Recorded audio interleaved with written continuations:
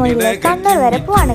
ആടെയില്ലേ അന്റെ രീതിയിൽ ചീരണിയാണിന്ന്. ചീരണി എന്ന് പറഞ്ഞെങ്കിൽ ബേബി ഷവർ എന്നല്ല പറയല്ലേ. അതന്നെ.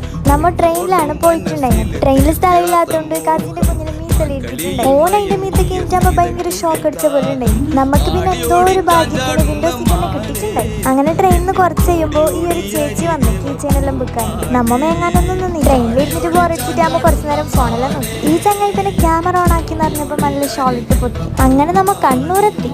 ഇതാണ് എന്റെ വീടിന്റെ പോലെ. സംഭവം ഈ വീഡിയോ ഞാൻ വരുമ്പോ എടുത്തത്. ആടെ പോരില് മീത്ത് എളിയാണ്ട് ഈ ലവ് ബേർഡ്സ് എല്ലാം ഉണ്ടായി. എളിയാക്ക് കുറച്ച് ഇങ്ങനത്തെ പക്ഷികളൊക്കെ അങ്ങനെ ദീദി ഫുള്ള് ഒരുങ്ങലെല്ലാം ആയിട്ടുണ്ട്. ആ സമയത്ത് നമ്മ ഫുഡ് കഴിക്കാൻ പോയി. അവിടെ ഭയങ്കര ചൂടായിരുന്നു ഗൈസ്. ഒരു സ്വസ്ഥത ഉണ്ടായി. അതിൻ്റെ ഇടയ്ക്ക് ഈ ചൂട് ഫുഡെല്ലാം തിന്നാൻ തീരെ മൂടുണ്ടായി. നമുക്ക് അവിടെ ഫേവറേറ്റ് ആയിട്ട് ഇതൊന്നും മാത്രമേ ഉണ്ടായി. ഈ ചങ്ങായി വന്നതിൽ ഡ്രസ്സ് മാറി പിന്നെ ഒരുങ്ങലെല്ലാം തുടങ്ങി. പിന്നെ ഓന് പിന്നെ ഫുൾ ആറ്റിറ്റ്യൂഡ് അല്ല. അങ്ങനെ അവിടെ നിന്ന് ഇറങ്ങാനാകുമ്പോൾ ചായ എല്ലാം തന്നു. ഞാൻ ചായ കുടിക്കാത്തതുകൊണ്ട് അതിന്റെ പറ്റി ഞാൻ പോയി. ഓള് നെല്ലിക്കാവും തോന്നിട്ട് വെള്ളം നല്ല മധുരക്കുന്നെന്ന് പറഞ്ഞെങ്കിൽ ഞാൻ എന്ത് പറയണ്ടോളോട്. അങ്ങനെ നമ്മ അവിടുന്ന് നേരെ കഴിഞ്ഞിട്ട് ദീദിന്റെ ഫോട്ടോഷൂട്ടിനാണ് പോയിട്ടുണ്ടായത്. ദീദിനെ വീഡിയോയിലൊന്നും കാണിക്കണ്ടെന്ന് പറഞ്ഞുകൊണ്ടാണ് വീഡിയോയിലൊന്നും കാണിക്കാത്തത്. ആ സ്ഥലം നല്ല അടിപൊളിയായിരുന്നു. ഈ ചങ്ങായി ഒന്ന് പിന്നെ ഇങ്ങനത്തെ, ഇതൊന്നാണെങ്കിൽ ഇങ്ങനത്തെ പറഞ്ഞിട്ട് എന്തും കാര്യമില്ല. ആടെ നല്ല ചൂടുണ്ടായിന്. ആ ചൂടിൽ തന്നെ അടുത്ത കസാല വരെ ഉരിഞ്ഞു പോയിട്ടുണ്ടായി ഗൈസ്.